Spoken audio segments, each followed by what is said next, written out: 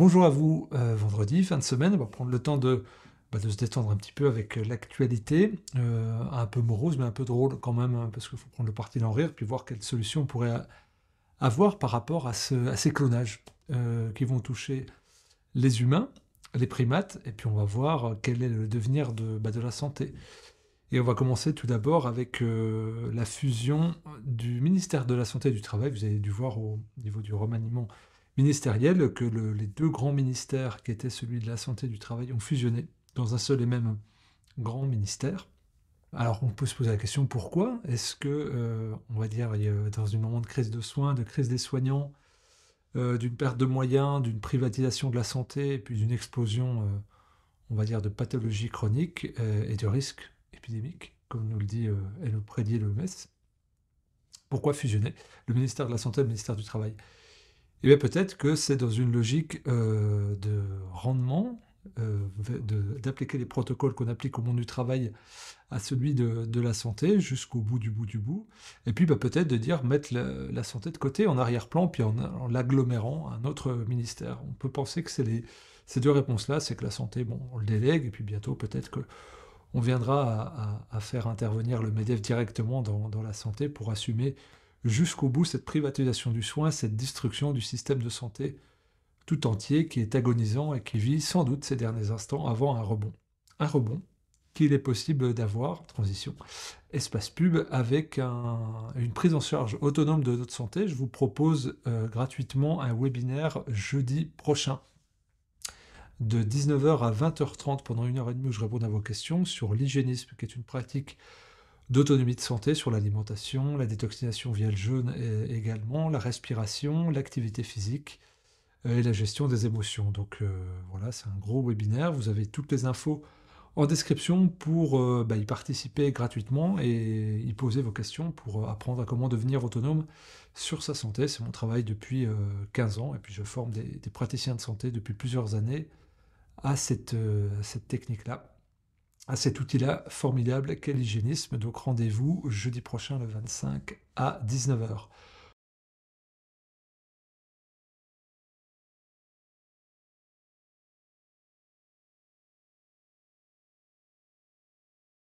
Autre pub aussi pour être autonome sur sa santé, la sortie de Tous résistants dans l'âme de Stéphane Chatry et Louis Fouché en streaming à moins de 5 euros, là aussi les infos en description, et puis en DVD collector avec 5 heures, plus de 5 heures de vidéos avec le professeur Christian Perron, Louis Fouché. J'interviens aussi sur la santé intégrative, Barnabé Chaillot, enfin tout un tas de personnes inspirantes sur la permaculture également, les plantes, les monnaies locales et l'éducation alternative. Toutes les infos en description.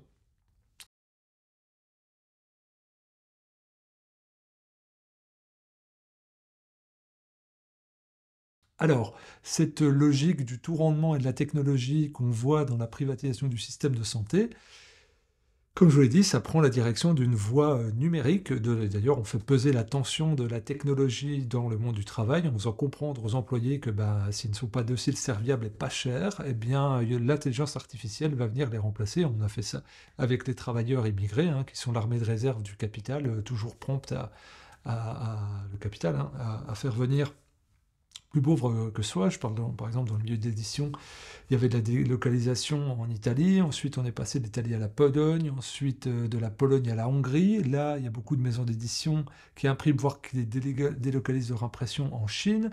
Et puis là, la Chine fait sous-traiter au Vietnam. Il est toujours plus pauvre que soi, il y a toujours plus de marge à faire dans le monde capitaliste dans lequel on est, et il n'y a pas de... Il y a pas de chichi hein, quand on peut faire du business, donc bah, évidemment on va faire travailler ce qui est moins cher, et là l'intelligence artificielle va pouvoir, on va dire, automatiser plein de tâches, plein de process, qui étaient déjà l'apanage de pas mal de bullshit jobs, donc il y a plein de gens qui serrent les fesses hein, dans le monde du travail, où ils arrivaient à vendre un petit peu n'importe quoi, on peut le dire, hein, dans la com, la pub et le marketing, c'était quand même souvent du vent, du pipeau. Bah là, on va pouvoir automatiser des tâches, donc le capital est très content, ouais, on va pouvoir virer plein de gens, et puis on va pouvoir faire des process aussi, prenez plein de gens, donc plein de gens vont se retrouver à la rue, ou alors ils vont créer des entreprises, hein, parce que le MEDEF nous a dit qu'on n'a jamais autant créé d'entreprises. Bon, alors vous pourrez faire des Uber Eats, vous ferez Uber communication, Uber marketing, Uber tableur Excel, Uber comptabilité, Uber juriste, parce que bon, ouais, vous avez vu aussi qu'on peut juger, comme c'est le cas en Slovénie, en Lituanie, pardon. Vous pouvez juger aussi par intelligence artificielle. Bref, il y a plein de tâches qui vont être supprimées. Et évidemment, le médecin qui est derrière son clavier, qui a plein de tâches administratives très chiantes, et ben lui, il va être remplacé progressivement, vu qu'il n'a pas bougé non plus le doigt pendant la crise sanitaire et qu'il n'a pas montré son côté humain, ben son côté docile et serviable, mais qui coûte quand même du pognon, hein, et bien on va pouvoir le remplacer, et comme ça il n'aura pas des congés payés, il n'aura pas, on va dire, de fatigue, d'usure, et on va le remplacer par des médicaments comme il y a déjà à Monoprix, à Leclerc ou n'importe où, et puis il y aura des diagnostics selon des variables, plus d'humains, mais c'est pas grave parce que vous pourrez être traité, parce que vous avez déjà du mal à prendre rendez-vous chez un médecin généraliste ou chez un médecin traitant. Mais là, on va arriver vers quelque chose d'encore plus grandiose, qui est formidable, c'est avoir son propre clone numérique. Le très sérieux Guardian va publier un article cette semaine qui nous dit qu'on va pouvoir avoir son double numérique, donc toutes les données de santé de notre corps, le codage génétique, tout ça, tout ce que vous êtes, tout ce qu'on peut avoir par la technologie, on va le mettre dans un cloud, magnifique cloud, et vous aurez votre double numérique. Pourquoi? Pour, je cite, ça c'est drôle, des essais d'efficacité et de sûreté des médicaments qui pourront être testés sur vos organes virtuels. Donc ça veut dire efficacité et sûreté. Ça vous rappelle rien? Sûr et efficace. C'est sûr et efficace. On pourrait dire là à 100%, moi je reviens à 95% comme on l'a vendu il y a 3 ans, toujours sûr et efficace, et surtout, l'argument c'est plus éthique. C'est plus éthique de faire des essais sur un clone numérique que de le faire sur des humains. C'est vrai, c'est pas comme si on avait fait une expérience à grande échelle sur des milliards d'individus, en leur faisant prendre, sans leur consentement, sans signer des papiers, le fait qu'ils aient recours à un traitement en phase expérimentale, non pas sur une prise, non pas sur 2 prises, mais sur 3 prises, en faisant peser sur eux un chantage et la menace d'être des citoyens de seconde zone. Donc là, vous serez à la fois éthique, sûr et efficace en ayant votre clone numérique. C'est fantastique. Que demander de plus? Alors, c'est une société espagnole qui nous offre de tester des médicaments sur des cœurs simulés par ordinateur. Donc, vous avez votre cœur virtuel. Voilà. Vous avez des échographies possibles sur des organes synthétiques et on vous pourra même planifier des opérations, y compris même des césariennes. Fantastique. Donc, voilà, vous imaginez, hein, on planifie des césariennes sur des simulations. Voilà.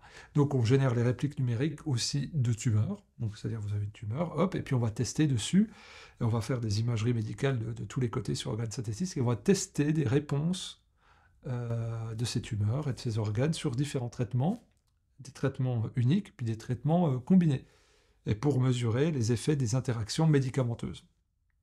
Il y a aussi le souhait, évidemment, d'avoir un modèle prédictif quand on utilise tout ça. C'est qu'on anticipe l'avenir. On pourrait dire, ben voilà, vous avez tel terrain, là vous avez une petite tumeur, mais elle pourrait peut-être se développer comme ça, donc ça. Là vous avez tel, j'imagine, je suis un peu complotiste, un peu con, hein. Donc vous avez tel patrimoine génétique, tel capital génétique, ben, peut-être que vous avez développé ça. Et moi, vu que j'essaye bêtement, hein, des fois je fais des trucs, vu qu'on a vendu des données de santé des Français en 2020 sur le Data Hub pour une bouchée de pain, hein, 400 000 balles. Non, on a payé. On a payé Microsoft pour qu'ils gèrent les données de santé 400 000 balles. Et ben peut-être que c'est ces sociétés-là, du coup, qui auront des droits et qui ont aussi un travail dans les assurances, c'est ce qui est le cas de Microsoft, pourraient être tentés de vendre ces données de santé à des assurances et puis avec un algorithme prédictif, et ben dire vous aurez tant de pourcentage d'être atteint d'une pathologie cardiovasculaire, vous aurez tant de pourcentage d'avoir une pathologie rénale, vous aurez tant de pourcentage de développer une tumeur maligne. Et donc, on va indexer votre assurance par rapport à ces risques-là. Et peut-être que ça serait bien pour vous que vous payiez une assurance supplémentaire si vous souhaitez enfanter, parce que votre enfant aura 68,14% de chance de développer une anomalie génétique concernant un cancer précoce qui coûterait quand même très cher à la société. Ou alors, on peut vous proposer une GPA ou une PMA ou une modification d'un code génétique avec un embryon artificiel dans un utérus artificiel. Enfin bref, on peut imaginer plein de choses, mais là encore, ça existe. Et donc, eh bien, là, on est vraiment dans quelque chose qui est un glissement. Alors évidemment, on nous vend de l'éthique, on nous vend de la sûreté, de l'efficacité, toujours au nom de l'utilisateur, du malade, du patient, du client et du citoyen. Et donc, eh bien, il va falloir s'adapter par rapport à ça. Moi, j'ai reçu la lettre, l'assurance maladie, vos données de santé, vous ne vous faites pas opposition. Donc, c'est une espèce de double négation qu'on vous demande votre consentement sur efficace. Et donc, eh bien, c'est la voie à privatisation des données de santé intégralement, mais c'est la direction de la médecine. Imposer la numérisation des données de santé et des données médicales et l'abandon progressif de sa vie privée. On le voit avec à peu près tout et n'importe quoi. D'ailleurs, le statut médical de chacun a été bousillé sur les 4 dernières années. T'es vax, t'es pas vax, qu'est-ce que s'en fout, ça vous regarde vous et votre médecin traitant. Le reste ne doit pas le savoir. Mais maintenant, c'est devenu courant de mettre son statut. On le mettait même sur Tinder. Vous aviez même un émoticône seringue, là, 1, 2, 3, parce que vous étiez un partenaire sûr et efficace. Alors, on va enchaîner. Tant qu'on est dans les joyeusetés, on va jusqu'au bout, on rigole. Donc, Science et Avenir, revue très sérieuse, a publié ce mardi 16 janvier 2024, qui avait le premier clonage réussi sur un singe Rhesus, donc des scientifiques chinois, toujours dans les bons coups quand il s'agit de faire des mutations génétiques. D'ailleurs, il y a vous avez vu, hein, le laboratoire de Wuhan, on continue certains microbiologistes et généticiens essayent de faire muter des virus très dangereux. Je ne sais pas pourquoi on s'amuse à faire ça, alors qu'il y a quand même des enquêtes qui montrent que tout ce qu'on a vécu au niveau sanitaire pourrait venir grandement d'un laboratoire, hein. Il y a des auditions au Sénat américain, il y a des enquêtes, il y a des positions assez avancées là-dessus. Donc plutôt en attendant les résultats, on pourrait se dire on va faire un petit moratoire sur les essais sauvages, peut-être ça serait intéressant. Et donc là, la frénésie chinoise au niveau scientifique, eh bien, on réussit à cloner un macaque Rhesus qui est aujourd'hui âgé de 2 ans. Donc il est en bonne santé, voilà. Et donc là, il peaufine la technique pour donner naissance à d'autres clones basés sur ce qui avait été fait sur la brebis Dolly, rappelez-vous, en 96, pour les un peu plus anciens, ça avait fait grand bruit, moi je me souviens, c'était grande avancée. Moi j'avais 15 ans, je dis ah bah tiens, c'est bien le clonage, mais sans réfléchir plus loin, et puis maintenant on se rend compte que ça pue un peu. Surtout en perspective de ce que j'ai dit avant, hein, le clonage numérique, puis hop, dans le même temps, dans la même semaine, un clonage humain. Et donc, évidemment, on se dit, tiens, on est quand même sur du primate, on est sur du macaque, on n'est pas loin du grand singe. De 96 à 2024, d'après les Chinois, il y a eu d'énormes avancées. De 2024 à 2030, peut-être qu'il y aura des énormes avancées pour des primato-humains. Et donc là, ça nous renvoie directement à la loi bioéthique d'août 2019 en France, avec Delfrécy, toujours aux manettes. Et puis donc là où il y a eu validation d'autorisation de réaliser des chimères animales et technologiques, c'est-à-dire des cyborgs, clairement. Voilà. Donc d'hybrider voilà, des espèces. Donc ça, c'est passé dans les lois bioéthiques, comme l'avortement, le 9e mois de grossesse pour détresse psychosociale. Vous mettez ce que vous voulez derrière, hein, c'est le but de la loi. Alors, dans une période où on nous parle de réarmement démographique, voilà, on voit ce qu'on veut, on imagine ce qu'on veut. Moi, j'ai beaucoup d'imagination. L'imagination est très fertile, moins que beaucoup de dirigeants et d'industriels, mais quand même un petit peu. Donc, j'essaye de voir dans l'actualité qu'est-ce qui se passe. Mais en tout cas, même si on prend au sens littéral, le réarmement démographique, ça fait un petit peu penser aussi au régime chinois hein, de contrôle des naissances, donc un par le bas, l'autre vers le haut, et on est totalement, avec tout ce que j'ai dit, dans la biopolitique. Donc c'est l'appropriation des corps des citoyens au profit, de manière utilitariste, à l'État. Donc le corps comme propriété d'État. Donc on va faire de votre corps un clone, on va faire de votre corps ce qu'on veut avec un QR code, machin, avec des autorisations, vous serez première et deuxième catégorie au niveau citoyen. Et puis également, on va vous dire, bah tiens, ça serait bien que vous ayez des bébés. Alors peut-être, là aussi, peut-être que il y a certaines associations, comme Où est mon cycle, je vais vous renseigner, qui avaient alerté depuis 2-3 ans sur des troubles de la fertilité, des problèmes de cycle, par rapport à des traitements en phase expérimentale qui étaient pourtant jugés efficaces. Ça fait un boogie-boulga, hein, tout ce que je vous dis, ça fait beaucoup, mais en fait c'est le but, c'est de vous dire, voilà la marée dans laquelle on baigne, et c'est quoi c'est de se positionner et pas reculer d'1 millimètre, de le faire savoir, donc transférer cette vidéo, Là, vous avez les sources en description de ce que je vous ai dit.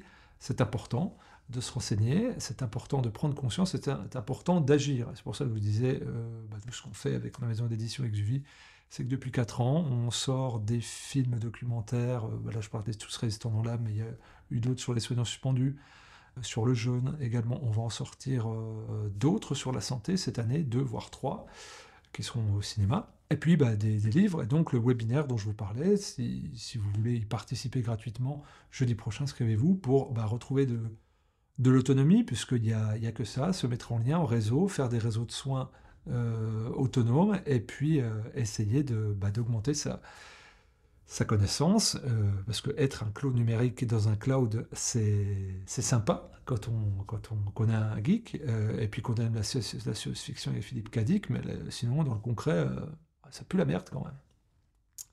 Portez-vous bien, à très vite.